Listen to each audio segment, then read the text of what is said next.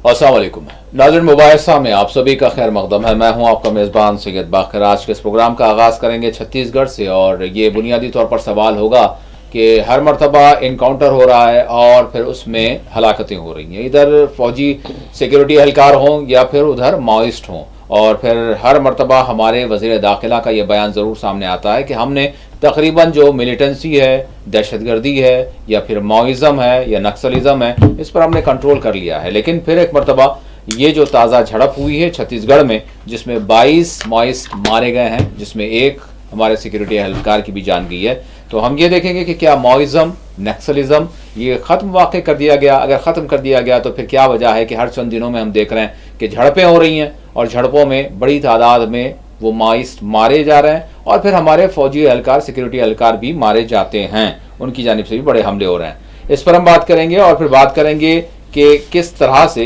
हालात यानी नागपुर में बने हुए हैं। नागपुर की सूरत हाल, अब भी कई पुलिस स्टेशन ऐसे हैं जहां पर कर्फ्यू नाफिज है या फिर बहुत सारे इलाके ऐसे बताए जा रहे हैं जहां पर सख्त इम्तनात नाफिज किए गए हैं। वजह क्या हुई? औरंगजेब के मकबरे को, औरंगजेब की खबर को लेकर जिस तरह से हिंदू इंतहा पसंद तंजीमों की जानिब से, ग्रुप्स की जानिब से एहतजाज किया गया और इसके साथ साथ एक तशद्दुद बर्पा किया गया और वहाँ की अक़लियतों के इमलाक को निशाना बनाया गया और नजर आतिश किया गया। बहरहाल नफरत की आग बड़ी जल रही है और न सिर्फ नागपुर बल्कि ये बात भी सामने आ रही महाराष्ट्र के इलाके बल्कि मराठवाड़े के इलाकों से भी बड़ी बेचैनी, बेकरारी और बड़े खदशात जैसे वहाँ के लोगों से रिव्यूज़ मिल रहे हैं। क्या वजूहात हैं, उस पर भी आज के इस प्रोग्राम में हम बात करेंगे। दिल्ली में अकबर रोड आप सभी ने सुना होगा, आपने गुजरा, वहाँ पर भी ये नफरती चिंटू, उस अकबर रोड के जो तख्ती वहाँ पर लगी हुई थी, लिखी हुई अकबर के नाम से, उस पर उन्होंने कालिक लगा दी। क्या ये चाहते हैं और किस तरफ ले जा रहे हैं, और फिर इसके साथ साथ पार्लियामेंट में क्या इशू रहा, उस पर भी हम बात करेंगे। और इसके बाद तेलंगाना का रुख करेंगे, तेलंगाना की भी बजट सेशन के हवाले से बात करेंगे। और फिर उसके बाद फिर हम इंटरनेशनल इशू की अगर बात करें तो बुनियादी तौर पर गाजा में इजरायली मजालिम इंतहा को पहुंच रहे हैं। पिछले 3 दिनों के दौरान 200 से ज़्यादा मासूम बच्चों को इजराइल ने शहीद कर दिया है और बड़ी तादाद में ख़वातीन हैं और 600 के करीब शहादतें हुई हैं, जिसमें ख़वातीन और बच्चों की बड़ी तादाद शामिल है। और नेतन्याहू ने खुले तौर पर ऐलान कर दिया है कि बस अभी तो ये आगाज़ है, हम मजीद शिद्दत पैदा करेंगे और साउथ तो नॉर्थ पूरी जितनी गाजा की पट्टी है उसमें कोई मकाम ऐसा नहीं छूट रहा जहां पर इजरायली बमबारी ना हो रही हो, ना हुई हो। पिछले 24 घंटों के दौरान में भी अगर हम सिर्फ आज की बात करें तो 110 से ज्यादा शहादतें सिर्फ आज हुई हैं। माह रमजान के अय्याम जारी हैं और ब्लॉकेट जो है गाजा का मुकम्मल तौर पर कर दिया गया है और ना ग़िज़ा पहुंच पा रही है, न दवा पहुंच पा रही है, न दीगर ज़रूरी जो सामान है, वो इमदादी जो साजो सामान है वो पहुंच पा रहे हैं। और अमेरिका ने, डोनाल्ड ट्रंप ने खुली छूट देते हुए कहा है कि whatever you are doing all are right, सब कुछ जो है ठीक ठाक है। तो डोनाल्ड ट्रंप की जानिब से भी पूरी छूट मिल चुकी है और इसके साथ साथ यमन पर भी हमलों का सिलसिला जारी है।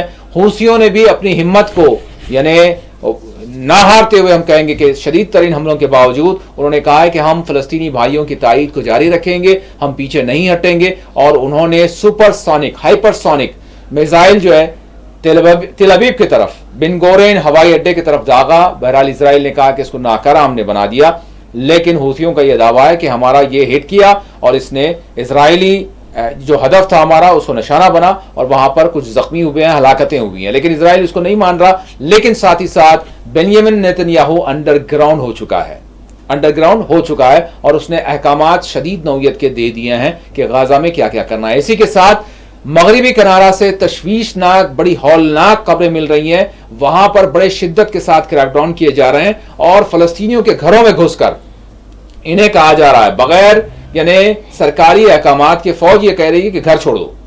और बहुत सारे लोग वहां पर मजबूरन, क्योंकि माओं के सामने बेटों को मारा जा रहा है और औरतों के सामने बच्चों को जो है बड़ा शदीद नौयत से ज़दोकोब किया जा रहा है, बल्कि इन पर फायरिंग तक किया जा रहा है। तो घर के घर यानी यहां से नकल मकानी कर रहे हैं। बहुत सारे मकान यानी जो रेफ्यूजी कैंप्स हैं वहां से लोगों का इनखला हो रहा है और जैसे ही लोग घर छोड़ रहे हैं, इतलात ये मिल रही है, रिपोर्ट्स भी ये मिल रही है, अल जजीरा की रिपोर्ट्स ये हैं कि वहां पर मकानात पर उनको बिल्डोज कर दिया जा रहा है। बाज़ाब्ता तौर पर सेटलर्स के साथ फौजें क्रैकडाउन्स कर रही हैं।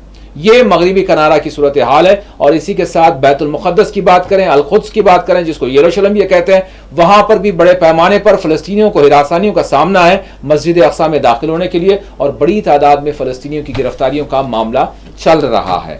ये सूरत हाल है। और फिर साथ ही साथ काहिरा में बातचीत भी ये कर रहे हैं, इस पर हम बात करेंगे। और इसके साथ साथ तुर्की में एक मेयर की गिरफ्तारी को लेकर, यानी तुर्की भर में, एक इलाके के मेयर की बात है लेकिन तुर्की भर में एहतजाज हो रहा है तैयब एर्दोगान हुकूमत के खिलाफ। इस पर भी आज के इस प्रोग्राम में हम बात करेंगे। मेरे साथ स्टूडियो में मौजूद हैं सीनियर सहाफ़ी, सियासी तजियाकार एम ए माजिद साहब। मैं भाई साहब का स्टूडियो में इस्तकबाल करता हूँ। भाई साहब अस्सलाम वालेकुम। भाई साहब, दीगर मौज़ूआत की तरफ जाने से पहले छत्तीसगढ़ से मैं जानना चाहूँगा कि हम आगाज़ करें। माओइज़्म का खात्मा कर दिया गया, नक्सलिज़म का खात्मा कर दिया गया, जम्मू कश्मीर में दहशतगर्दी का खात्मा कर दिया गया, और नॉर्थ ईस्ट में अमन व अमान क़ायम कर दिया गया। तो बहरहाल ये छत्तीसगढ़ में झड़प और उसमें 22 माओइस्टों की हलाकतें, ये क्या कह रही है? बहुत बहुत शुक्रिया। देखिए, ये बहुत बड़ा वाक़या है। ऐसा नहीं है कि गुज़िश्ता कुछ महीने पहले मुल्क के जो वज़ीर दाखिला हैं उन्होंने दावा किया है कि 2025 से ये बिल्कुल ख़त्म हो जाएगा। बिल्कुल, यानी 3 महीने भी हो चुके हैं। तो उन्होंने जो डेडलाइन दी थी, तो अब ये फिर कहाँ से निकल के आए, या फिर वहाँ जंगल से उभर के आ रहे हैं, या फिर कैसे एकदम माओ जो लोग हैं वो ऐसे रातों रात तो पैदा नहीं होते। उनको बड़ी मशक्क़तों के साथ, और वो जंगलों में क्यों रहते हैं, किस वजह से रहते हैं, उनका क्या मिशन है। और उसमें कोई अनपढ़ लोग नहीं है, बड़े पढ़े लिखे लोग होते हैं, काबिल लोग होते हैं। और उनको शेल्टर देने वाले कौन हैं? देखिए, ये बात सही है कि आपकी जो कॉम्बिंग ऑपरेशन, जिसमें सेंट्रल की फोर्सेस, स्टेट की फोर्सेस, फिर मकबरों की फ़ौज, ये सारे मिलकर, ठीक है, उसके इलाके को घेरा, फिर वहाँ इनकाउंटर हुआ और उसमें काफ़ी बड़ी तादाद में माओइस्टों को हलाक कर दिया गया। लेकिन एक बात है कि देखिए, कितने माओइस्ट अभी तक हलाक हो चुके हैं। आप गुज़िश्ता इनका ही पीरियड लीजिए, 10 साल का, उससे पहले का नहीं, 10-11 साल का पीरियड लीजिए। मैं समझता हूँ कि तकरीबन 500 से ज़्यादा ऐसी हलाकतें हुई। या कितनी सही थी, कितनी गलत थी, वो एक सवाल है। क्योंकि माओइस्टों के नाम से या टेररिस्टों के नाम से आपको लाइसेंस मिल जाता है, लाइसेंस टू किल। कोई पूछने वाला नहीं होता। एक कमीशन बैठता, फिर कमीशन भी बिल्कुल जो भी उसको अहकामात होते हैं उसके लिहाज से वो कमीशन काम करता, रिपोर्ट देता, फाइल बंद हो जाती। लेकिन ये सवाल, क्या तशद्दुद का जवाब तशद्दुद हो सकता है? देखिए, इसकी एक मिसाल है मुत्तहिदा आंध्र प्रदेश। मैं इससे पहले भी ये बात कर चुका हूँ जी कि मुत्तहिदा आंध्र प्रदेश में डॉक्टर वाई.एस. राजशेखर रेड्डी की हुकूमत, काफ़ी लोग उनकी हुकूमत के बारे में काफ़ी कुछ लिखे हैं। उन्होंने कहा कि बातचीत की मेज़ पर आ जाइए, और उन्होंने उनको सेफ पैसेज दिया। बातचीत नाकाम होने के बाद भी सेफ पैसेज दिया, उनको चेज़ नहीं किया। हालांकि पूरी लीडरशिप बाहर आ चुकी थी, ख़त्म कर हो सकता था, लेकिन धोखा नहीं, कहा कि नहीं, ज़बान की चीज़ है। फिर दूसरी चीज़, ट्राइबल की रिहैबिलिटेशन। अब आप देखिए, छत्तीसगढ़ में ट्राइबलों के साथ क्या मामला चल रहा है आपका। इतनी अट्रॉसिटीज़ उनकी जगहों पर, उनको जो है उनके इलाक़ों पर कब्ज़े करके, ज़मीनात कब्ज़ा करके वहाँ माइनिंग की जा रही है कंपनियों के ज़रिए, यानी ठेका जिसको दिया जा रहा है। और ये हमारी जंगलाती और माहौलियाती ज़िंदगी के मुहाफ़िज़ हैं ट्राइबल जी। उनकी ज़िंदगी को उजाड़ा जा रहा है। उनको, उनकी ज़िंदगी देखेंगे। मुझे उनके हमारे पास एक ज़िला है खम्मम, जो सुकमा बल्कि जो छत्तीसगढ़ से मुत्तसिल है। ये बॉर्डर पर अक्सर जो है होते, चूँकि छत्तीसगढ़ से कभी कभी छुप कर इधर भी आते हैं लोग जी। तो खैर यहाँ तो कोई कार्रवाई अभी तक तो नहीं हुई, लेकिन बताना मकसद ये है कि कुछ लोगों को वहाँ यहाँ से पकड़ा गया था और बताया ये गया था कि ये कबायलों की ज़िंदगी किस तरीके से पुलिस अट्रॉसिटीज़ उनकी ख़वातीन के साथ करती है, किस तरीके से उनकी ज़िंदगियों पे ओजन करती है, जंगलात के लोग कैसे उनके साथ सलूक करते हैं। इस पर ट्राइबल के कुछ यहाँ के जो जहदकार हैं, जो लीगल लिमिनेटरीज़ हैं, उन्होंने एक बस में उन लोगों को लेके आया और उनकी ज़बान आम ज़बान नहीं होती, तो एक इंटरप्रेटर को भी लेके आया, यहाँ लाकर मजिस्ट्रेट के सामने रखा। तो ये क्योंकि मैं इस चीज़ का जो है ये अरसे के अभी का नहीं है, लेटेस्ट नहीं है, मैं बता रहा हूँ कि छत्तीसगढ़ का जो मामला है जी जी, तो उन्होंने जो बताया कि उनकी ज़िंदगियाँ किस किस्म की होती हैं, आप क्या वहाँ समाजी इंसाफ पहुँचाए वहाँ तक? आप शहरी इलाकों में या टाउन्स में नहीं पहुँचा रहे हैं। बेरोज़गारों की एक फ़ौज बना के लाखानुनियत की दौड़ चढ़ा कर दिए, चाहे संभल हो या नागपुर हो या मुरादाबाद हो या मेरठ हो, कुछ भी हो, या गुजरात हो। तो आप ये चीज़ पैदा कर दिए, तो ये कबायलियों के ऊपर कहाँ जाएंगे आप? जब शहरी ज़िंदगी, देही ज़िंदगी, किसान कितने मर रहे हैं महाराष्ट्र में, देखा मैं आधा शुमार, हैरत ज़्यादा हो गया। फिर महाराष्ट्र के लोगों से बात किया तो बोले ये तो रोज भाई ये छुप गया ना। मैं बोला भाई 2 केस आए थे, एक मिनिस्टर को जो है डिसमिस करने की बात थी, उन्होंने तो इस्तीफा भी दिया, फिर उसको जो है कोर्ट उसको वो कर दी, फिर उसकी मेंबरशिप गई नहीं गई। अरे कहाँ जाते साहब, औरंगजेब आ गए ना बचाने को, तो औरंगजेब बचाने को आ गए इनके लिए। तो अब ये चीज़ें, ये समाजी बहबूद ट्राइबल की, उनको बातचीत को मेज़ पर लाइए, उनकी समाजी ज़िंदगी, उनको, वो भी शहरी हैं, उनको भी पूरा हक है, लेकिन उनको कोई आज भी, आप मैं एक इलाका बताता हूँ, ये भी छत्तीसगढ़ से बिल्कुल करीब है, अब आंध्रा में आता है इलाका ये, आज भी वहाँ लोग पत्थर के दौर में रहते हैं, बार्टर सिस्टम चलता है। मैं हमारे नाज़रीन से भी कहूँगा, उस इलाके का नाम आपको दूंगा, पता दूंगा, आप जाकर आइए, कम से कम इतवार को जाकर आइए, वहाँ देखो एक बाजार लगता है, तो वहाँ कैसी सूरत हाल होती है। आज हिंदुस्तान 77 साल हो गए, आज़ादी की रोशनी, लेकिन वो रोशनी वहाँ तक नहीं पहुँची। फिर आप दावे करते हैं, ठीक है, माओइस्टों का क्या मामला है?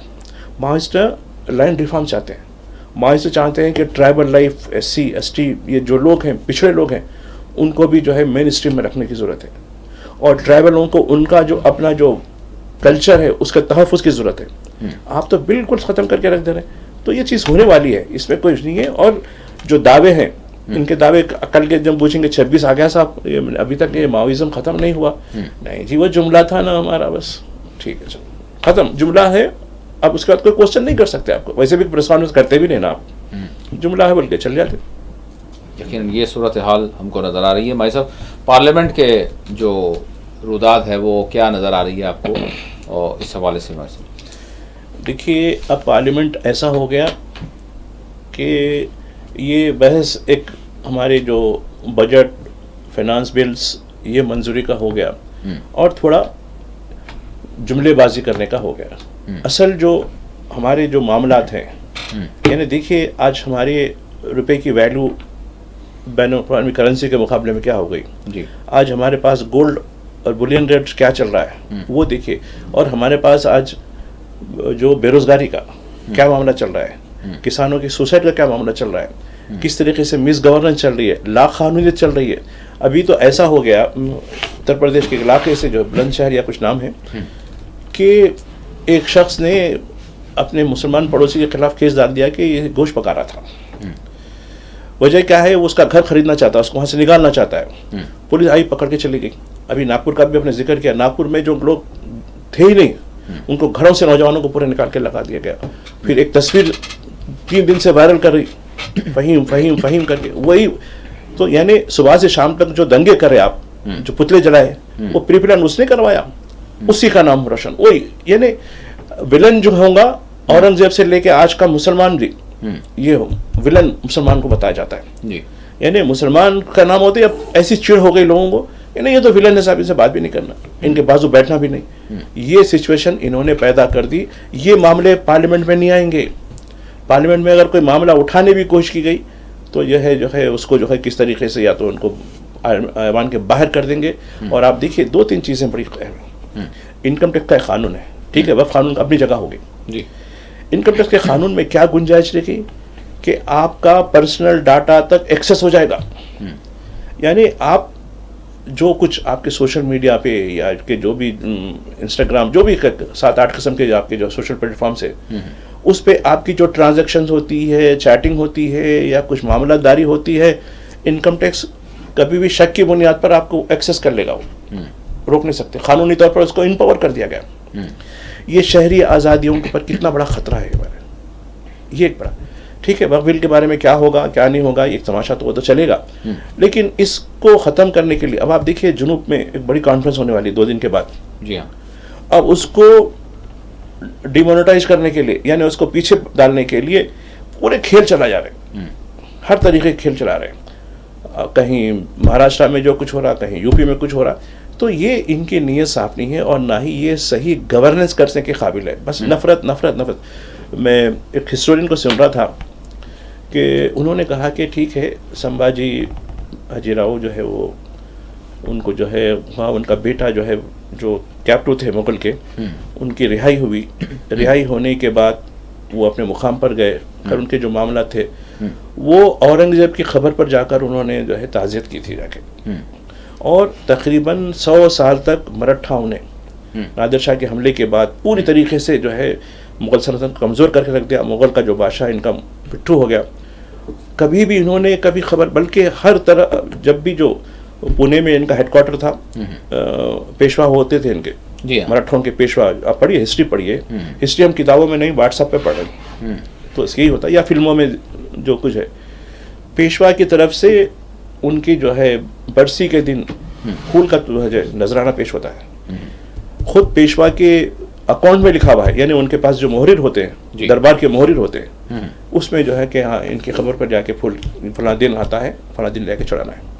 और एक चीज़, ये तो पेशवा का हुआ। जब अंग्रेज दौर आए तो अंग्रेज के जो है शायद लॉर्ड कर्जन की बात होगी शायद, हाँ 1905, हाँ।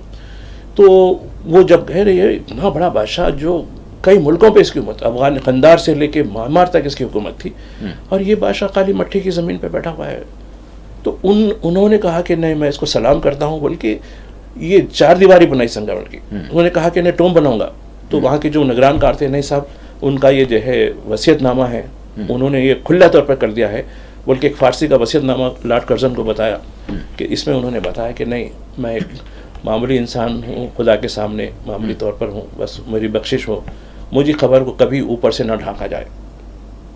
तो लॉर्ड कर्जन ने लोगों से मशवरा किया कि भाई ये क्या बात है, ऊपर से, तो हाँ साहब, तो ऐसा करिए, आप इसकी जो 4 दीवारी होती है उसको संगमरमर करा दीजिएगा। तो उन्होंने कहा कि हाँ ऐसे कर देंगे, ऊपर से नहीं ढाकेंगे इसको।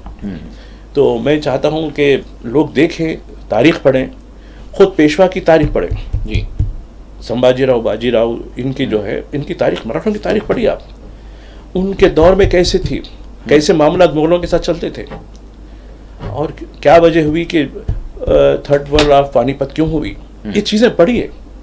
फिल्मों के ज़रिए देखिए, हम भी देखे, रज़ाकार फिल्म आई थी, वो तो पिट गई जी। सरकारी दस्तावेज अपनी जगह है, सरकारी दस्तावेज गवर्नमेंट ऑफ इंडिया के, और ये कहानी कुछ और बोलते। जब हमने मुलाकात हुई थी वो जो बनाने वाले से एक बार, साहब वो हमारे पास, तुम कांग्रेस में थे, तुम इधर आ गए, तो अरे साहब चल रहा, गंगा बह रही, हाथ धोना है मुझे भी करे।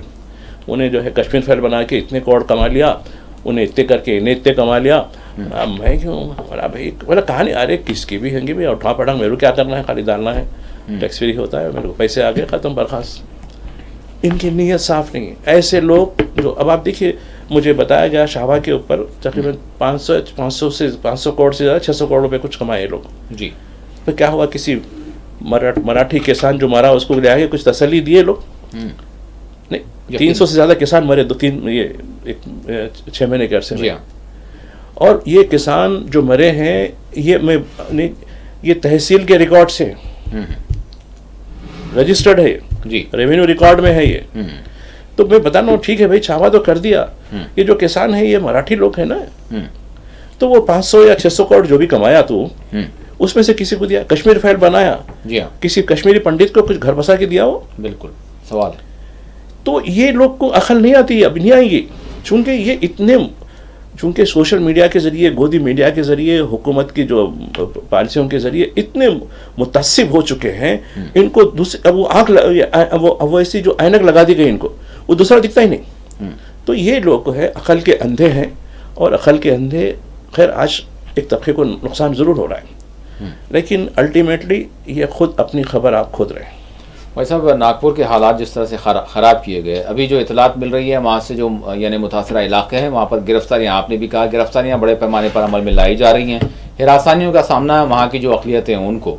और दूसरी चीज़ ये है कि औरंगज़ेब आलमगीर का जो भी, जिस तरह से आपने कहा कि एक्चुअल, हाँ कि देखा जाए तो जिस तरह से काम मकबरा आम एतबार से होता है वैसा नहीं है, लेकिन इसके बावजूद यहाँ पर अब ASI ने जो है इसको पूरा अपना जो है अंडर कंट्रोल लेते हुए इसकी हदबंदी कर दी है, और जो है सिक्योरिटी भी बढ़ा दी गई है। लेकिन सिक्योरिटी बढ़ाने का मकसद अगर जो है उसकी हिफाजत हो तो ठीक है, लेकिन मामला कुछ ये है कि ASI का कदम रखना या फिर ASI की जानिब से जायज़ा लेना, तो चीफ मिनिस्टर ने भी कहा है कि ASI इसका जो है जायज़ा लेंगे, तो क्या फिर एक नई कोई जो है दरवाज़ा का खोला जाएगा, क्या आपको लग रहा है वहाँ से? देखिए, वहाँ का एक वजीर है, असेंबली में बोलता है, उसका नाम नीतीश राणे है, हम कार सेवा करेंगे।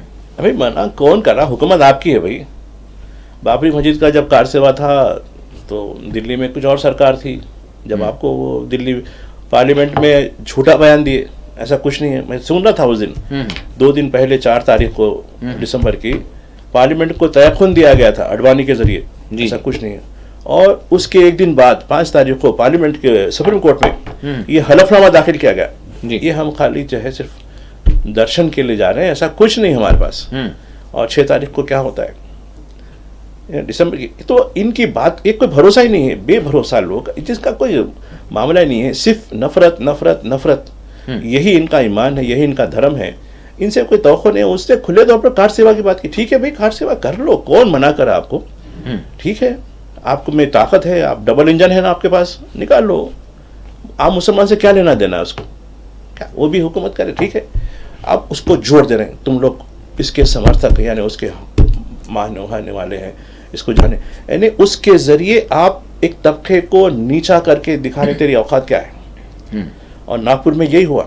नागपुर में 3 दिन से ऊपर डिबेट हो रही, एक तस्वीर दी गई, ठीक है भाई, दूसरे लोग जो है उसकी तस्वीर क्यों नहीं दी जाती, नहीं वो लोग सरेंडर हुए। फिर इनको क्या हुआ, इनको भी घर से निकाला गया, फहीम को, क्योंकि ये नोटेड फिगर थे, इन्होंने गडकरी के खिलाफ मुकाबला किया था, उन्होंने आगाह किया कि देखो सुबह से गड़बड़ नहीं की गई, इतना कर रहे हम खामोश रहे, ये देखो अब शरंगेजी कर रहे हैं। इन्होंने कुरानी वर्सेस का जो है जो चादर होती है उसको जलाया, उसकी वीडियो, ये वीडियो वायरल कर दिया इन्हें, यानी तू इश्तिहार दिला तो वीडियो क्यों वायरल करा भाई।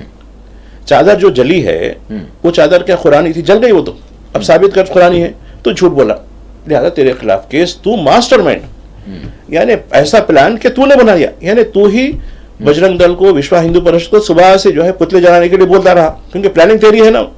तो ये फहीम ऐसा हो गया कि बजरंग दल और विश्व हिंदू परिषद उसके नक्शे कदम पर चलने लगे, क्योंकि वो मास्टरमाइंड। और एक चीफ मिनिस्टर की जो लब लहजा है, कल असेंबली में देख रहा था, हम उनको खबरों से भी खींच के निकाल देंगे।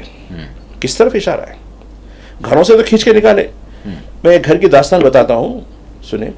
एक घर में 4 भाई हैं, उनका कोई मतलब ही नहीं है, वो बिल्कुल जो है गड़बड़ हो रही कर रही, बल्कि घर में चले गए, तो घरों में घुस के कौन कौन नौजवान है उनको खींच के निकाला जा रहा है। तो साहब हम थे ही नहीं, आप वीडियो देखिए, आप उसमें देखिए, हमारा कोई मतलब नहीं, नहीं नहीं, तुम मुसलमान है, बर्खास्त, खत्म, तुम विलन, तुम लोग मुजरिम। जब ये चीजें हो जाएंगी तो ठीक है, एक हद तक तो जुल्म सहेगा आदमी, इंसान, आज नहीं तो कल ठीक होंगे, बिल्कुल दस्तूर पे भरोसा, कोर्ट पे भरोसा, सिस्टम पे भरोसा, जमहूरियत पे भरोसा, ठीक है, एक हद तक होगा। जब ये भरोसा उठ जाएगा तब क्या होगा उसका कोई अंदाजा नहीं, ये नहीं करेंगे अंदाजा, क्योंकि उसका यानी उसको उनका इदराक तक नहीं है, यानी क्या हो सकता है, उनको उसकी फिक्र तक नहीं है कि आगे आने वाली नस्लों के लिए क्या होगा। क्योंकि सब ये कहा जा रहा है कि, और देखा ही जा रहा है कि जो शरपसंद ताकतें हैं, जो देश का किसी सूरत भला नहीं चाहते, वो लोग चाह यही रहे हैं कि किसी हाल जो मुल्क की जो दूसरी बड़ी आबादी है वो इस तरह के वाक़यात से, मतलब एक वैसे तो उनके हिसाब से ये होना चाहिए था कि बहुत पहले मुस्तइल हो जाना चाहिए था, मैदान में आ जाना चाहिए था, लेकिन ये अजीब से हैं, ये यहाँ की जो दूसरी बड़ी आबादी अक़लियतें हैं, वो मतलब इश्तिहाल में आते ही नहीं हैं। और तो ये वाक़यात चल रहे हैं, तो वो ये है कि वो चाहते ही हैं कि आप मुस्तइल हों, और ताकि जो है वो जो चाहते हैं देखिए गुज़िश्ता 77 साल से जी मुसलमानों से हर चीज़ छीन ली गई, उनकी ज़मीन छीन ली गई, उनकी जो सरकारी नौकरियां छीन ली गई, उनके जो बिजनेस थे वो छीन लिए गए, उनके कारोबार छीन लिए गए, जहाँ जहाँ उनकी हैंडीक्राफ्ट थी, जैसे कि मुरादाबाद है, वो अलीगढ़ हो, ये कई इलाकों में जी, वो वहाँ फसादात करके उनको तबाह कर दिया गया। अब ये बिल्कुल छोटे मोटे कारोबार के लिए भी है, तब भी इनको बर्दाश्त नहीं हो रहा। आप बताइए कितने सरकारी मुलाजिमतों में कितने हैं। अब तो ये हो गया, उत्तराखंड का चीफ मिनिस्टर ये बोल रहा, नहीं अब हम जो है हम वो उनका धर्म के कैलेंडर से हुकूमत चलाएंगे, ये सब आप जो मार्च अप्रैल फरवरी जो भी लिखना है ये कोई नहीं लिखेगा, हम इनसे वो करेंगे, और संस्कृत का इस्तेमाल करते जाएंगे। भाई करो, कौन मना करे, कानून बना के करो। नहीं, हम अब तो जो है यूनिफॉर्म सिविल कोड ला चुके हैं, अब लिखा और चीज़ें होंगी। अब देखिए इसके अंडर कारपेट जो गलत हरकतें हैं खुद उनके तबके के अंदर हो रही है। बात कर रहे थे नागपुर की, और नागपुर में जिस तरह से मैंने सवाल भी किया था कि एएसआई के हवाले औरंगज़ेब आलमगीर का जो मकबरा है उसको हवाले कर दिया, तो ये हवाले करना दरअसल ये हो रहा है कि फिर मामला आगे मज़ीद नया रुख जो है इख्तियार कर रहा है। जिस तरह से हमने वाराणसी की शाही मस्जिद के हवाले से भी हमने देखा, दीगर मामला में भी हमने देखा। जी भाई साहब। हाँ, ये चीज़ है, लेकिन देखिए जो मामला अब औरंगज़ेब के बारे में हर कोई अब हिस्टोरियन बन के सामने आ रहा है, ये ऐसा जुल्म हुआ, वैसा डॉक्यूमेंटेशन वो नहीं, कुछ नहीं, वो फिल्म में बता दिया खास, यही हमारे लिए सबसे बड़ी चीज़ है। अब उसके ऊपर हर एक के तबसरे शुरू हो गए, तो ये नफरत। और आप देखिए हमारे जो मीडिया का जो रोल है, मैं एक मिसाल दे रहा हूँ, खैर ये इससे कोई कनेक्शन नहीं है, जो आप जो नागपुर का वाक़या या औरंगज़ेब आलमगीर रहमतुल्लाह अलैह की जो बात कह रहे हैं उससे हटकर, आपको याद होगा गुजरात असेंबली इलेक्शन से पहले आफ्ताब और शरदा बोल के दिल्ली में एक लड़के ने, एक मुस्लिम लड़के ने, एक उसकी जो गर्लफ्रेंड जो भी थी, तो उसका जो है फ्रिज में रख के जो भी कत्ल करके जो भी कर दिया, कितने दिन, 3 हफ्ते चला वो। जी हाँ। मैं एक आज ही जो है तफसील देखा मैं मेरिट में, सौरभ और मुस्कान, आप शायद तस्वुर भी नहीं करेंगे कि कत्ल अपने शौहर का कैसे अपने आशिक के साथ मिलके जो कत्ल हुआ है। यानी मैं आज के जो हिंदू और दीगर अखबारात की रिपोर्ट देखा मैं, उसमें क्या किया उसने, ये रियर एडमिरल था, नहीं मतलब नेवी का बड़ा ऑफिसर था, नौजवान सौरभ, तो ये इंग्लैंड में ट्रेनिंग लेके आया, आके ये उसको अपनी बीवी को सरप्राइज देना, और बीवी भी जो है इसकी पसंद की बीवी थी, उसकी फैमिली से हट के जो है मतलब अपने घर वालों की मर्जी के बगैर भी जो है उन्होंने कहा कि नहीं मैं इसको पसंद करता हूँ, दोनों की लोगों की शादी हुई।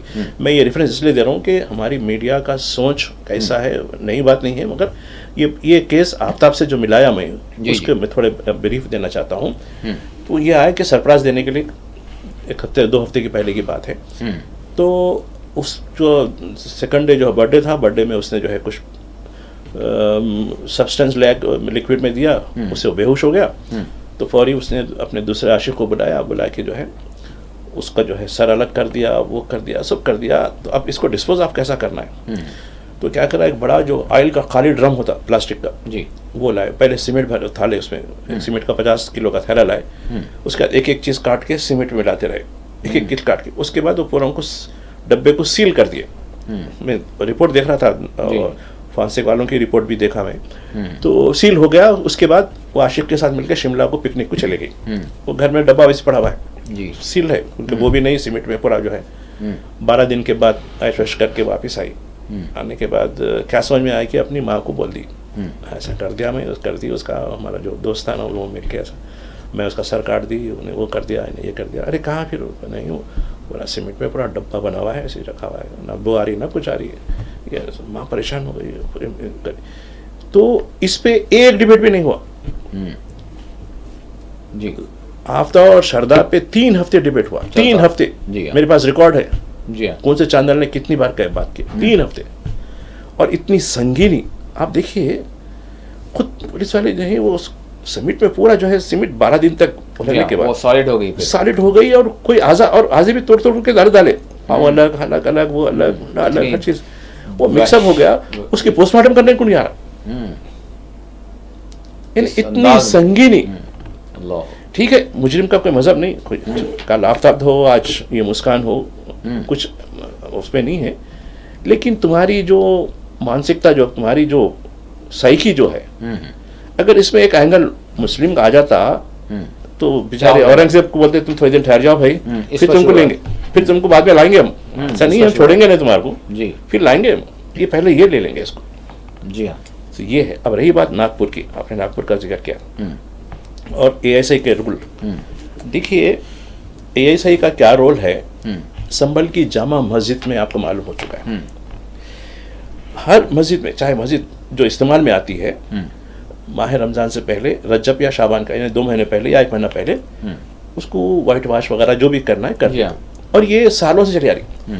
तो मस्जिद कमेटी ने अंग्रेजी दौर से निकाला, 100 साल का रिकॉर्ड बताया, कभी भी एएसआई की हमको परमिशन लेने की जरूरत नहीं पड़ी, हर साल हम लोग इस तरीके का काम करते हैं, ठीक है। वो आके देख लेते वो लोग, कुछ भी नहीं, और वो एक बोर्ड लगा हुआ रहता, वो बोर्ड को भी हम अच्छा सही करते, उसमें जो है प्रोटेक्टेड मॉन्यूमेंट बोल के लिखा हुआ रहता है, वो है नहीं। तो नहीं अब तुम्हारी इनकी इजाज़त लेना ज़रूरी हो गया। ठीक है, जब इजाज़त दे तो नहीं इजाज़त नहीं देते, बल्कि वहाँ फरीक लगा के नहीं, इसलिए कर रहे हैं कि ये जो हिंदू निशानात है ना उसको मिटाना चाह रहे हैं।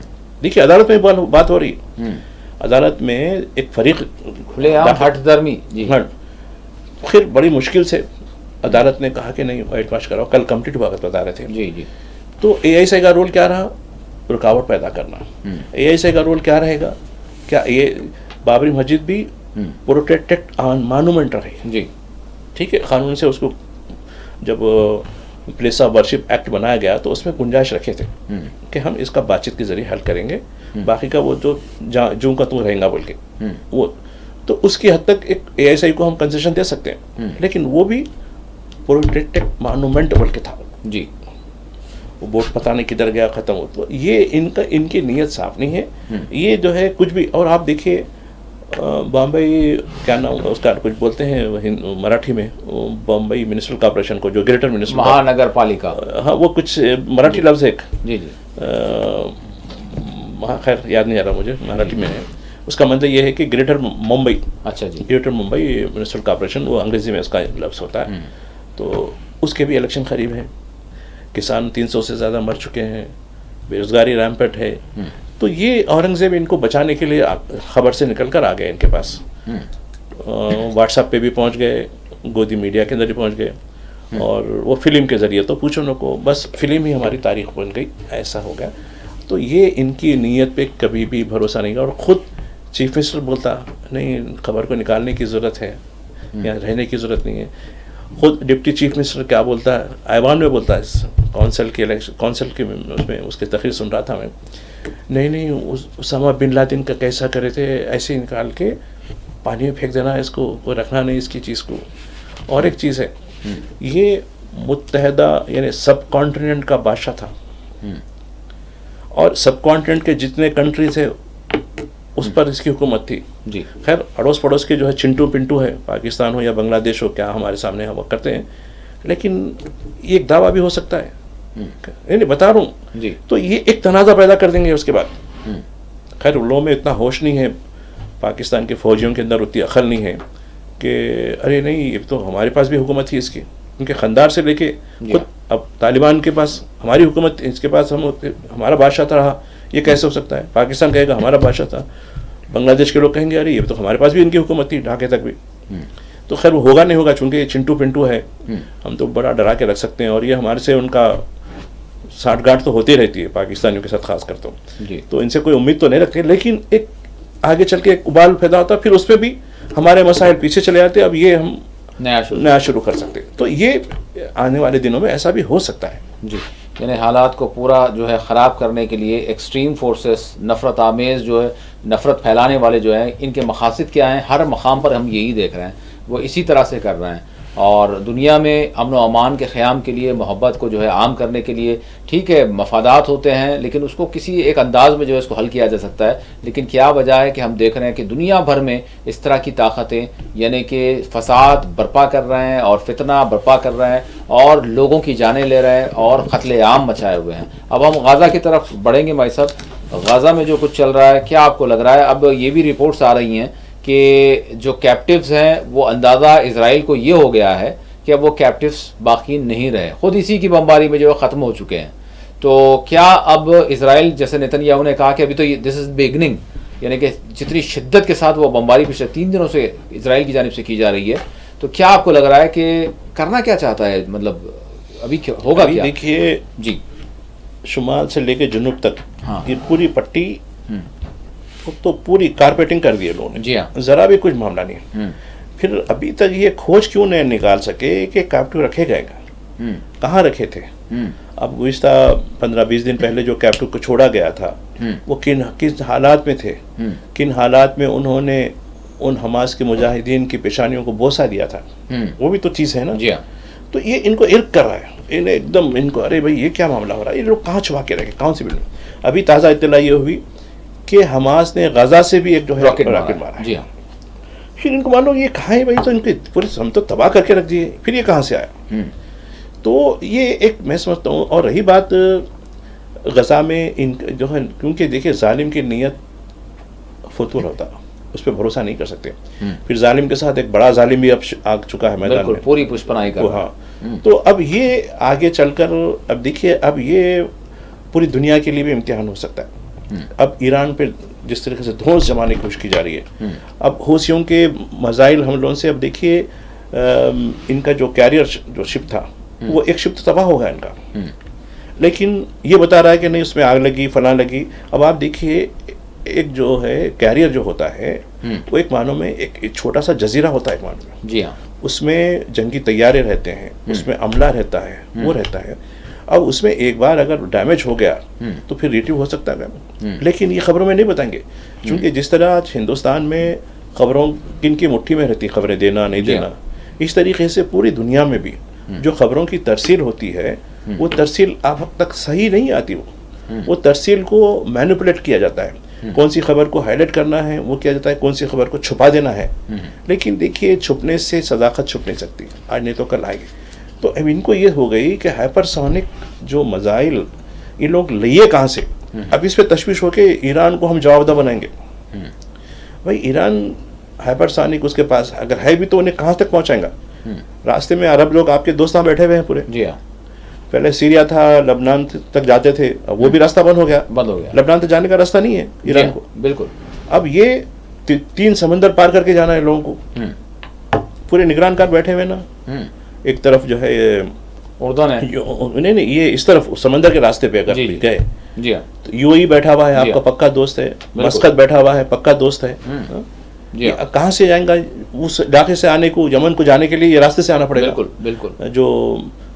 जो खलीज का फारिस है ना, बंदर अब्बास से जो वहां से निकलना पड़ेगा। नहीं बता रहा हूँ रूट, ये एक रूट है, दूसरी रूट तो उधर से जाती है जो भले वो तो मुमकिन नहीं है। जी हाँ। तो ये नहीं, चलो ये नहीं है ना, यतीम का पोटा है, इसको करेंगे। तो ये देखिए आगे चलकर ये समझ रहे हैं कि ठीक है ये लोग कमज़ोर ज़रूर हैं, इन लोगों को मारते जा रहे हैं, सही है, लेकिन जब तुम इतने तकब्बुर के साथ हो जाएंगे तो मैं समझता हूँ कि जो टाइम का जो सर्कल है वो किस वक्त क्या बदल सकता है इसको कह नहीं सकते, क्योंकि वो अंदाजे हम नहीं कर सकते। लेकिन ये एक तरीके से ये जहाँ इनकी दोहरा मियार है, एक तरफ ये यूक्रेन की जंग को रोकने की बात कर रहे हैं, वहाँ यहाँ कत्ले आम को खुलेआम दावत दे रहे हैं, खुलेआम। जहन्नुम का लफ्ज़ यमन के बारे में भी कह रहे हैं, जहन्नुम का लफ्ज़ गज़ा के बारे में भी कह रहे हैं। तो अब ये जहन्नुम के दारोगा बन चुके हैं, तो देखेंगे जहन्नुम में ये जाएंगे जीते जी। वो जहन्नुम नहीं जो अकीदे की जहन्नुम या जन्नत नहीं, वो नहीं, खुद दुनिया के अंदर की जहन्नुम कह रहा हूँ जी, ये दुनिया के अंदर की जहन्नुम में ये जाएंगे या फिर वो लोग जाएंगे। तो इसका अंदाज़ा तो हो जाएगा, एक मैं समझता हूँ हफ्ते में हो जाएगा। क्या भाई साहब एक कोई बड़ी जंग का कोई आप आसार देख रहे हैं? मतलब ये क्या नज़र आ रहा है? फिर हम मगरिब कनारा में देख रहे हैं, वहाँ पर भी वही सूरत हाल की जा रही है, यानी कि लोगों को निकाल दिया जाए। तो क्या ये मुमकिन है कि फ़लस्तीनी अपनी जो है सरजमीन छोड़ देंगे? देखिए, अगर छोड़ देना चाहते थे तो ये आज से 75 साल पहले ही छोड़ देते। जी हाँ। लाखों लोग शहीद हुए इनके, नहीं उर्दू ने कितनों को मारा याद है आपको? जी। लबनान में कितने मरे, हजारों मरे। मिस्र में कितने मरे लोगों के। जी। पहले तो इनको निकाल के वहां दरबदर कर दिया गया, उसके बाद उनका जेनोसाइड किया गया अपने गुलामों के जरिए। वो भी गुलाम भी मुंतखब किया इन्होंने। अरे भाई हमारा क्या है, आप लोग मुसलमान, दोनों अरब है, दोनों भी आप। तो ये मैं समझता हूँ कि गज़ा यानी फ़लस्तीनियों की जो तहरीक है, वो तहरीक अब एक फैसला कुन मरहले में दाखिल हो चुकी है। तो और ये फैसला कुन मरहला बहुत जल्द आने वाला है, चूँकि देखिए जालिम को ठीक है आज बुलंदी पर है जालिम जी, लेकिन कोई देर नहीं लगेगी, आगे के हालात कितने कशीदा हो सकते हैं, कितने ख़राब हो सकते हैं और सारी दुनिया कैसे लपेट में आ सकती है। भाई साहब, मिस्र में भी एक बेचैनी, मतलब अवामी सतह पर मैं कह रहा हूँ, हुकूमती सतह पर तो पिट्ठू हैं सारे अमेरिका और इसराइल के, लेकिन अवामी सतह पर यह सुनने में आ रहा है कि मिस्र में बेचैनी चल रही है कुछ तंजीमें वहाँ पर, और उसके साथ साथ दीगर जो अरब ममालिक है, इवन अगर सीरिया की भी अगर हम बात करें तो सीरिया में भी हालात, मतलब ये बताया जा रहा है कि या तो इसराइल कहीं ना कहीं से कंट्रोल कर रहा है, यानी कब्जे कर रहा है। अहमद अश-शरा की हुकूमत बिल्कुल खामोश है, जिसके हवाले से बड़े जोश व जज्बे के साथ जो है ख़ुद मुस्लिम दुनिया में एक इस्तकबाल किया गया था, लेकिन उनका असली चेहरा जो है खुलकर सामने आ रहा है। सीरिया में भी जो है बेचैनी चल रही है, इधर जो है यमन में भी, दीगर अरब ममालिक में भी चल रहा है। क्या आपको लग रहा है कि अगर गाजा पर और मजीद जो है ये मसालिम होंगे तो अवामी सतह पर कोई रिवोल्ट होगा? नहीं, आप सिर्फ ये अड़ोस पड़ोस के मुल्कों का नाम लिए हैं। मुझे ये है कि खुद सऊदी अरब में लोगों में बेचैनी है, सऊदी अरब के अंदर कह रहा हूँ जी जी, और जिन्होंने वहाँ लोगों को ऐश व इशरत में डालने के लिए कोई कमी नहीं की, हर तरीके के वहाँ तफरीहात घर छोड़ दी, जो है बड़े बड़े जो है इवेंट शुरू कर दिए, म्यूज़िकल इवेंट शुरू कर दिए, पूरी जो है फैशन शो जो भी करना था, जो ये सीज़न वो सीज़न कह के वहाँ भी बेचैनी शुरू हो गई है। इसलिए कि देखिए, आप जैसे सीरिया का आपने जिक्र किया, मैं खबर देख रहा था कि इसराइल पूरी तरीके से दमिश्क करीब तक आ गया और सीरियन फौज हिजबुल्लाह के लोगों से लड़ी जाके। हाँ, उल्टा हो रहा है। अरे मतलब इजराइली से लड़ने के आप हिजबुल्लाह से लड़ रहे हैं। वो क्यों नहीं, वो सरहद, अरे मतलब तुम्हारे घर के पास आ गया ना, दिल्ली में बैठा हुआ है आके, वो कुछ नहीं। तो ये पूरा एक खेल है और ये पूरा मगरिब का खेल है, इसमें अरब लीग भी शामिल है और एक नक्शा, एक मकोटा पेश करे, अरे नहीं ये नजात दहिंदा, अरे ठीक है भाई, एक जालिम गया दूसरा जालिम आ गया, ठीक है, बशार उल असद कोई सही आदमी नहीं था, मानते, ठीक है, उसने जुल्म किया, उसने जो भी किया, ठीक है, लेकिन दूसरा आदमी कौन है? वो तो आपका पिट्ठू बन गया। आपने फौरी उस पर जो है उस पर इनाम रखे थे, वो इनाम निकाल दिए, फिर सैंक्शन रखे थे, सैंक्शन ख़त्म कर दिया आप सीरिया पे जो थे। जी जी, चूँकि आप आते क्या करे, ईरान के साथ जो रसद हिजबुल्लाह को मिलती है वो बंद करा दी आप पूरी, ख़त्म। तो ये इसमें तुर्की मिला हुआ है, तुर्की, ये पूरी अरब लीग, ये सारे लोग मिलके इसको जो है एक यानी नजात दहिंदा है बोल के इसको लेके आए। ये पूरी तरीके से इसराइली और वाशिंगटन का एजेंट बन के अभी तक तो महसूस हो रहा है। और रही बात जॉर्डन में, अब देखिए जॉर्डन में पूरी तरीके से मीडिया सेंसर है। जॉर्डन से कई खबरें आई हैं कि जॉर्डन से जो लॉजिस्टिक तेल अवीव को जाता है, हर दिन जा रहा है जी जी जी, उसको रोकने के लिए वहाँ एहतजाज हो रहे हैं जी कि ये क्या कर रहे हैं तुम, खातिलों को तो है ग़िज़ा पहुंचा रहे हैं, जबकि हमारे लोग 15-20 दिन रमजान के महीने में वो भूख से जो है, भूख से वो है सुबह शाम, यानी उनके क्या इफ्तार क्या अभी। तो अब वहाँ की जो शाह हैं अब्दुल्ला को, उनको बोले कि नहीं, ट्रम्प बोले नहीं मैं तुम्हारे साथ हूँ, तुम्हारी कुर्सी रहेंगी बस, तुम्हारे बाद तुम्हारे बेटे की कुर्सी रहेंगी। तो उन्होंने कहा कि आप कुछ भी हो तो मेरा कुर्सी बस है तो काफ़ी है। जब देखिए मुझे वो फैज़ अहमद फैज़ का जो खैर वो जो शेर है, जो है तख्त जो है यानी ताज उड़ाए जाएंगे, तख्त उल्टे जाएंगे, तो वह हिसाब जब आ जाएगा तो कोई बचने वाला नहीं रहेगा। देखिए, और काहिरा में भी यही बात है। काहिरा में एक मुंतखब हुकूमत को, मोहम्मद मुर्सी की हुकूमत को गिराकर आपने जिस तरीके से एक पिट्ठू फौजी को जो है बिठाया है वहाँ, और वो ड्रामा कर रहा है। भाई तू ही बताया ना भाई, गाज़ा में रिहेबिलिटेशन करेंगे, गाज़ा में वो करेंगे, फिर तेरा जो है बॉस क्यों नहीं पूछता? उन्हें बोला नहीं टाइम दो हमको, हम तुम्हारी करेंगे लेकिन इस तरीके से कर लो जी। शुरू बिना मिस्र, बिना जॉर्डन और बिना सऊदी की मर्जी के ये नहीं होता। ठीक है, वाशिंगटन से तो निजात लिए, लेकिन हम फिर कत्लेआम शुरू करेंगे। लेकिन इनको भी वाशिंगटन ने इनको कन्विंस कर दिया कि आप कुछ नहीं करें, खाली एक मजम्मती बयान की हद तक आपको इजाज़त है, उससे बढ़ के नहीं करना है। ठीक है, चलो उधर तैयबरदान को बोलिए एक मजम्मती बयान जारी कर देना भाई, उससे हटके कुछ नहीं है, हम ये मारते रहेंगे लोगों को। ठीक है, कितने लोग मारिए 1 लाख 2 लाख 10 लाख कितने लोग मारेंगे जी। ठीक है भाई साहब, आखिरी सवाल, तुर्की में जो मुजाहरे शुरू हुए हैं एक मेयर की गिरफ्तारी को लेकर, क्या मतलब इतना कौमी सतह पर अपोजिशन के, ठीक है वो लीडर हैं, और फिर ये जिस तरह से सदारती इंतखाबात के हवाले से जो कुछ अभी पेशरफ्त हो रही थी, तो क्या आपको नज़र आ रहा है तुर्की में, जबकि तैयब एर्दोगान ऐसा कौन सा काम कर रहे हैं जो मतलब मुस्लिम दुनिया के हक़ में हो? नहीं, खैर मुस्लिम दुनिया के हक़ में नहीं करे, कुछ करे, अपने मुल्क के लिए कर लिए तो बेहतर है जी जी।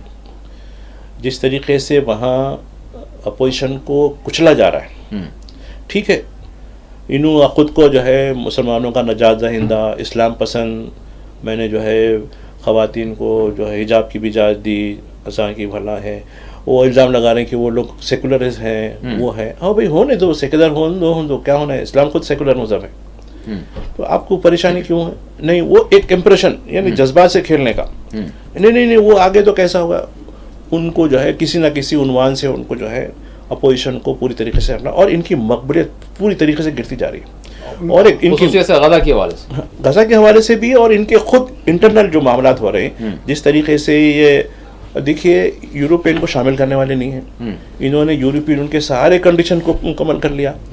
गजा में आप दखल नहीं देंगे, नहीं दिए, बल्कि यहूदी फौजियों को लॉजिस्टिक देने का वो काम देते करे, रहे, बिल्कुल पानी ठीक पहुंचाते है, रहे, सब करे, पानी सब कुछ, और अपने लोगों में। और एक चीज़ जो है, देखिए 2 हिस्सों में है तुर्की, एक शहरी इलाका, दूसरा देही इलाका। जी भाई साहब, 1 मिनट है हमारे पास। देही इलाकों में इस्लाम पसंद लोग बहुत ज़्यादा हैं। जी हाँ, उनको इन्होंने ये बावर करवाया मैं नजात दहिंदा हूँ, उनके वोटों से आप बरसरे खुदरा गए। जी अब ये जो मेयर साहब हैं वो ठीक है, शहरी इलाके के हैं, वो सेकुलर टाइप के हैं, ठीक है, ऐसा कुछ नहीं है, सेकुलर हो उसमें क्या फ़र्क पड़ेगा। लेकिन आपने उन लोगों को, वोटर्स को धोखा दिया। अब उनको समझ में आ गए, अरे ये तो जो देही इनका वोट बैंक है, उनको ये यकीन हो गया कि ये धोखा दे रहा है, ये पूरा जो है मखोटा है इन्हें कुछ खुद हमारे लिए कुछ करने का नहीं है, बस तुर्की को तरक्की देंगे, तुर्की को वो करेंगे। और तुर्की की जो 2023 के बाद जो उनको जो विजन का, तो वो सब ये कुछ नहीं है, ये धकोसला है इन्हें। अब इन लोगों को वाकिफ हो गया, तो अब उनका ठीक है, उन्हें सेकुलर होगा, कुछ होगा, लेकिन तो तेरे से नाराज़ होकर उसकी सपोर्ट करते। तो इनको ये पसंद नहीं आ रहा, और वो अपोजिशन को दबाने के लिए कोई ना कोई बहाने करके उनके खिलाफ जो है, जैसा हमारे पास एजेंसियां शुरू होती हैं, वहाँ भी जो है एजेंसियों को डालकर उनको गिरफ्तार कर रहे हैं। तो उस पर लोगों में जो एकदम मुश्तइल हो गए, लोग जो है सड़कों पे निकल आए।